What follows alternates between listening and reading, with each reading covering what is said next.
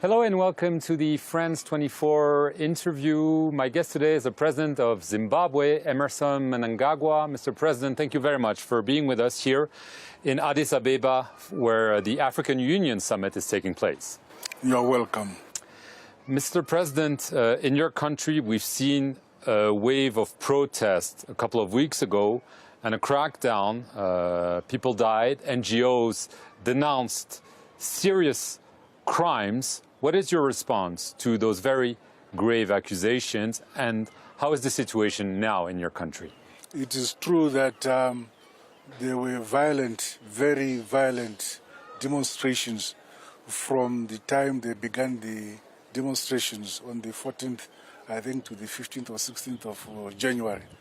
They were so violent that they attacked the police stations, burned police motor vehicles, killed the policemen, destruction of property, beating of people. It was so violent that the police was overwhelmed by such violence by these people.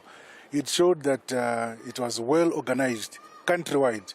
Every single town, they were coordinated to attack government institutions, in particular police stations and so on. And we now realize that it was so well organized because prior to that day, we now hear that some people went around, NGOs went around saying that allow your relatives, your children to go tomorrow for demonstrations. If they are arrested, this is the place where to go. We have people who are ready to defend you. If you are injured, this is where to go. So you're saying there was a plan? Total plan. It is now, we have now discovered this was well planned. I want to go, before you go more into details about that plan, I still want to go to the crackdown, especially by the military. We've seen accounts of women saying they were raped. We've seen claims by NGOs that there were 17 extrajudicial killings. You're talking about the violence by the protesters, but clearly there was violence by the military, and very serious violence. I'll deal with each of the issues you have raised.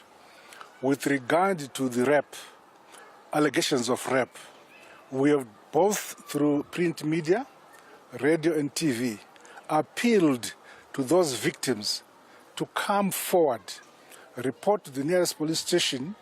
If you're not comfortable to report at the nearest police station, you go to the nearest church and they report the abuse you underwent. We have only one single case that has come up in Chitungwiza. The rest, we now know that the women who were paraded was just made up by some organizations.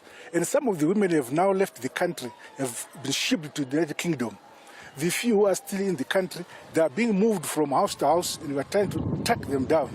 It's all stage managed. And the killings? We are challenging anybody, local or foreign, to produce the women so that the world can see them and say, this is what happened.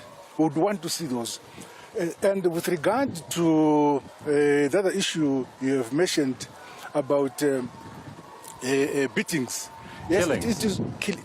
Yeah, we also want to see, you said judicial killings. This is where the army is directly and purposefully killing people. Yes. We would want to see evidence. We see all this in social media, but we would want to see evidence where the 17 people were killed. Where were they buried? This is just Yes, invented? you've asked the questions. Allow me to reply. I do allow you. Let us have the relatives who will say, I lost a son, I lost a daughter, I lost a cousin, I lost a relative by the hands of the army. I'm not saying that the army did not overstep their powers. It is possible individual army officers. Are they being pursued?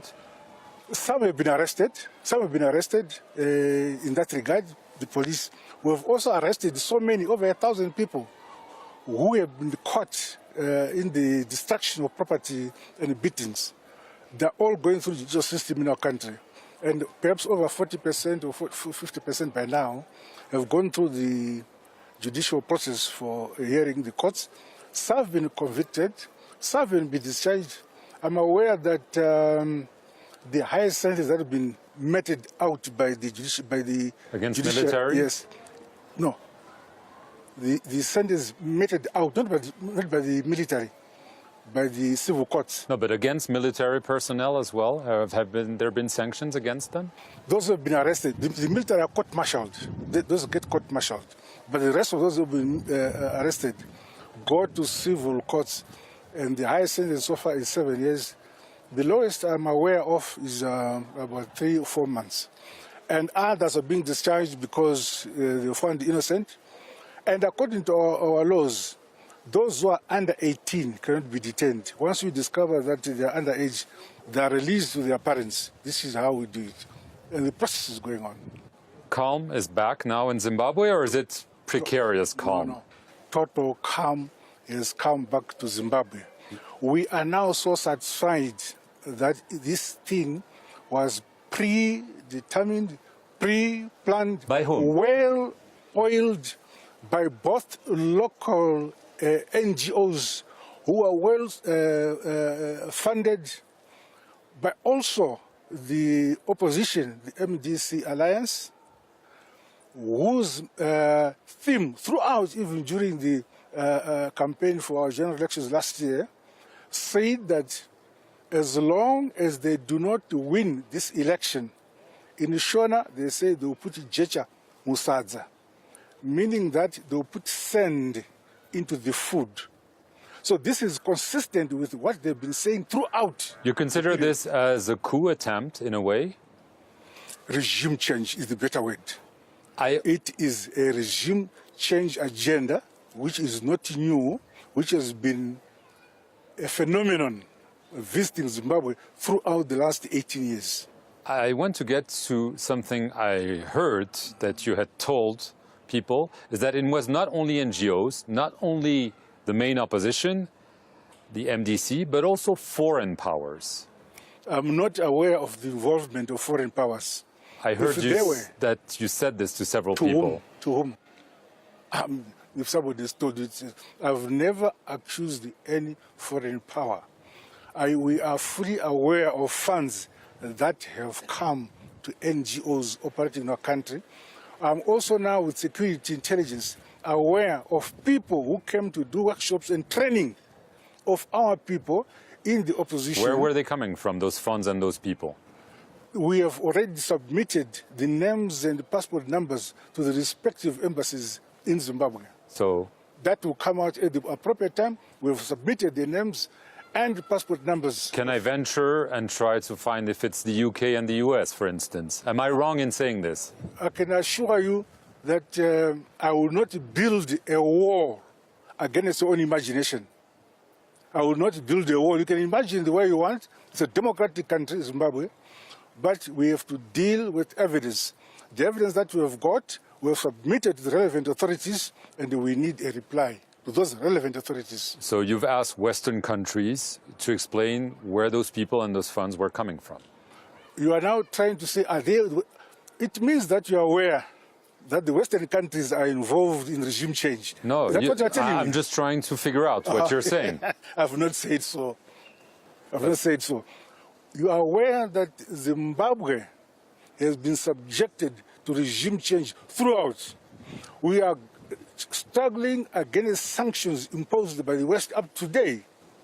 By the EU and by the Americans. Those sanctions have been removed. That's what they are.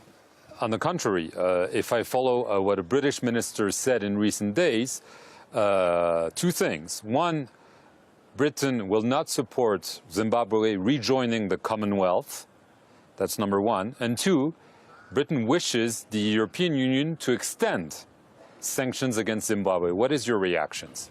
Now, one, when Britain made those 2 points, did they consult Zimbabwe? No. When we apply to join the Commonwealth, we don't apply to Britain. We apply to the Commonwealth Secretariat.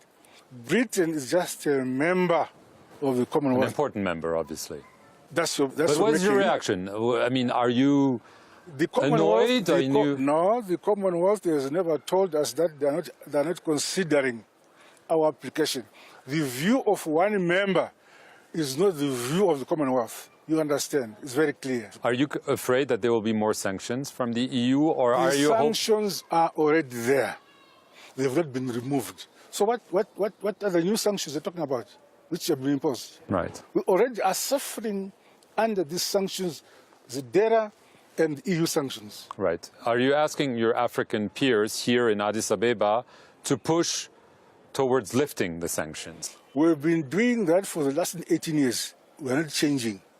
We will continue to appeal to member states in SADC, to the continental body, to assist us, have these countries that have imposed sanctions on us to realize that it is hating our people.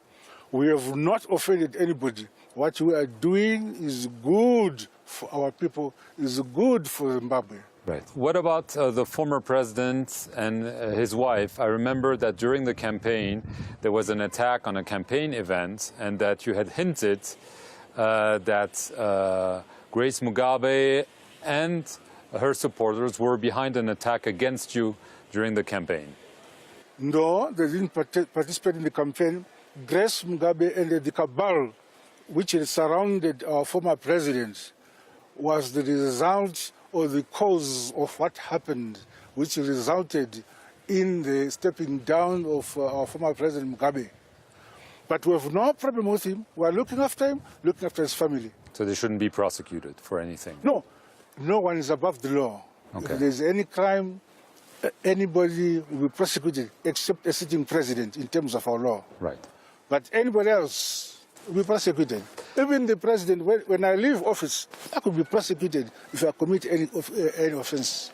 Thank you very much, President, for coming on the France 24 set and answering all our questions. You're welcome. And thank you for watching this edition of the interview here in Addis Ababa on the sidelines of the African Union Summit.